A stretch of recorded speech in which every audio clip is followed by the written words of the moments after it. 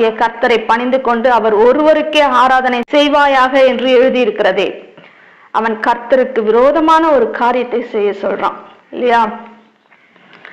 சோதனைன்னு சொன்னா வெறும் உடம்பளவுல கஷ்டம், வியாதி வரும் அதுதான் சோதனை, பண கஷ்டம் வரும் அதுதான் சோதனைன்னு இல்லை.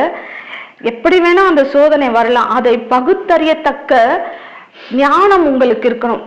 அதை விளங்கி கொள்ளக்கூடிய ஞானம் இருக்கும்போது நம்ம ஈஸியா அந்த சோதனையை கடந்து வர முடியும்.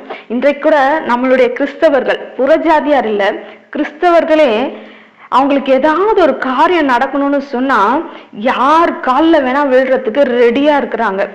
அவங்க வயசுல மூத்தவங்களா சின்னவங்களா அப்படின்றதெல்லாம் அவங்களுக்கு அவசியமே கிடையாது. அவங்களுடைய காரியம் அவங்களுக்கு நடக்கும் அப்படின்னு சொல்றாங்கன்னு சொன்னா யார் காலில் வேணா போய் விழுறதுக்கு ரெடியா இருக்கிறாங்க. ஆனா தேவன் அதுல பிரியப்படுகிறவர் அல்ல. உனக்கு எப்படிப்பட்ட காரியம் நடக்கணும்